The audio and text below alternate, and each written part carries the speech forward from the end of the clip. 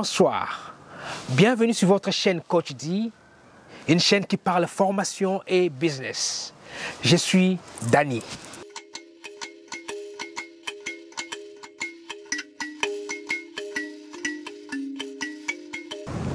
Il est toujours dit, un peuple qui ne connaît pas son histoire est appelé à disparaître. Nous avons participé à un séminaire, à une formation ici à Londres sur les instruments traditionnels de la musique africaine, particulièrement de la musique congolaise. Je vous laisserai suivre les interviews des intervenants, de l'organisateur et de certaines personnes qui ont pu faire pour que cette activité ait lieu. Le souci de cette activité est que tout jeune Congolais vivant à Londres puisse connaître sa culture, vivre sa culture et connaître surtout les instruments traditionnels de sa musique. Alors, suivons les interviews. Oui, je m'appelle Dieudonné Pengo Bonquette, ancien diplomate et ancien professeur assistant à l'Institut national des arts de Kinshasa.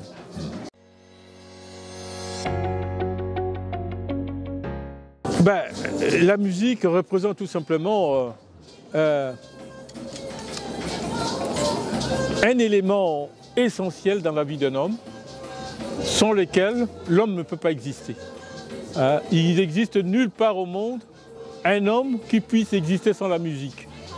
Donc c'est le cas également pour l'homme africain. Sans la musique, il ne peut pas exister. Donc c'est un élément, je dirais, existentiel pour l'homme, où qu'il soit dans le monde. Ouais. Je crois que oui, hein, parce que si on disait le contraire, on n'aurait pas de gens comme Fally Ipupa, on n'aurait pas des gens comme Sarah, la soliste. Je crois qu'ils ont une idée de ce que c'est que la musique. Mais en ce qui me concerne, je suis spécialiste de la musicologie ethnique, c'est de l'ethnomusicologie. J'aimerais bien que le gouvernement de la République démocratique du Congo vraiment puisse s'occuper de la promotion de cette musique traditionnelle, qui est l'émanation de la musique moderne aujourd'hui. Vous savez, nous sommes fiers d'avoir la rumba congolaise reconnue comme patrimoine immatériel de l'UNESCO. Mais c'est grâce non seulement à la rumba comme telle, à la musique moderne, mais c'est grâce à la musique traditionnelle qui a été à la base de cette musique moderne qui est reconnue internationalement.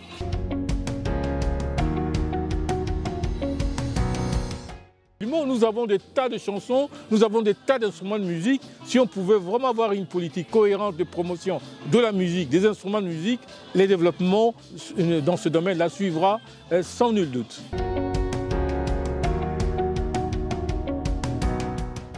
De nouveau, je pense que vraiment nous sommes à Londres dans un musée spécialisé de la musique. Je pense que des occasions comme ça, si ça pouvait aussi se faire dans notre pays au Congo, ça serait vraiment intéressant pour les générations à venir. The Second World War, and he had this idea of musical instruments, which we don't really subscribe to anymore because it's talked about the kind of evolution of musical instruments, but we don't see it that way. We see music as wedded to the instruments, that the music and the instruments.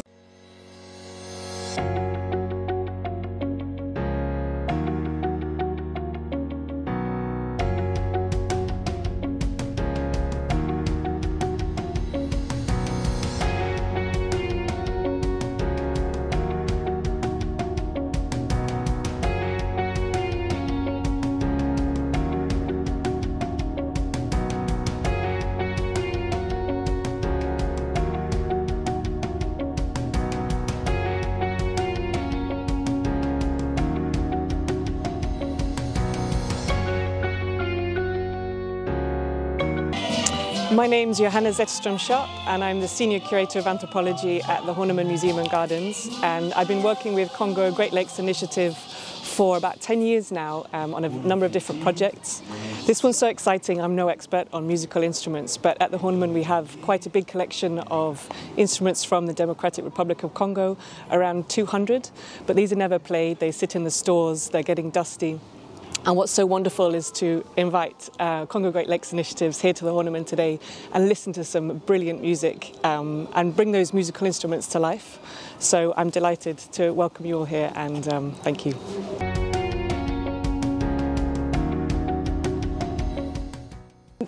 My colleague Mimi can speak to that better, but they're mostly from probably around the turn of the 19th century up until the 1960s and the 70s.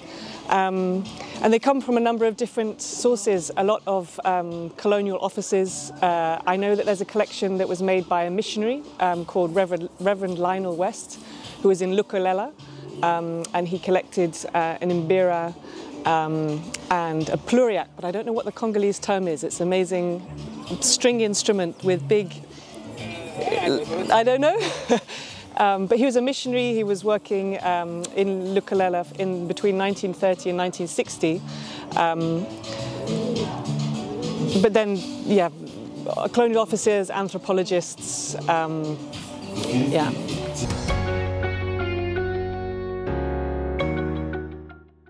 Me or the instruments? I would love to. I would love to visit Congo. Yes, it's a dream. That'd be wonderful. And maybe for our instruments to travel, you know, and to be played. Or I think it would be wonderful for us to collect more contemporary musical instruments from the Congo, because the ones we have are about 50, 60 years old. And music changes, and the instruments that are used to play it change. So maybe that's something that we can work on in the future.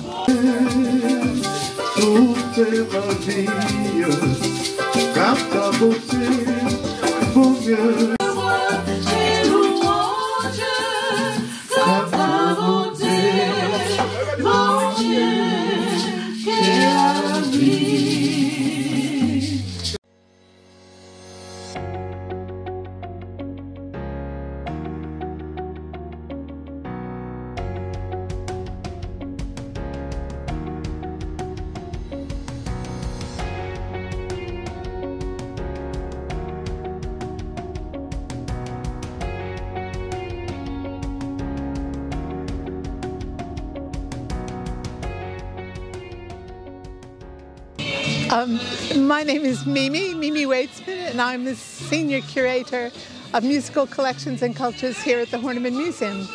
Well, in our collection, we have instruments, over 100 instruments from that area of Africa. They're not all categorized as Congolese, because some of them are still called as if they come from Zaire, because we have the records need to be updated now, of course. And they come from different areas of the whole Congo area, and they represent many different traditions of Congolese music.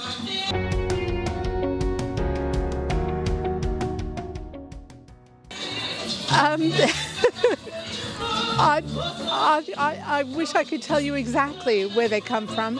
I know that they come from various places within both Democratic Republic of Congo and just Republic of Congo, and other instruments from all over Africa.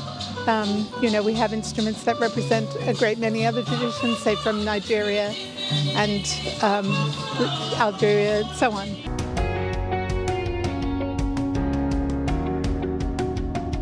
Well, we know that in the days before COVID, over 400,000 people of the 900,000 people who came to visit the collection would come to see the musical instruments.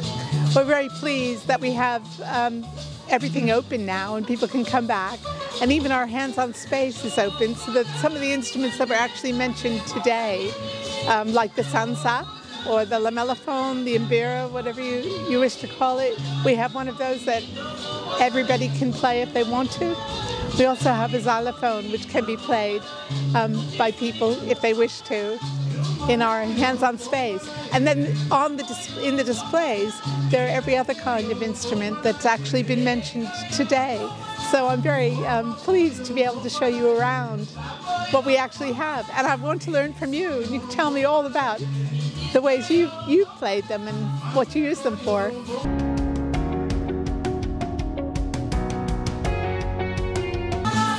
It depends on the music. give me the music and I'll tell you my favorite instrument.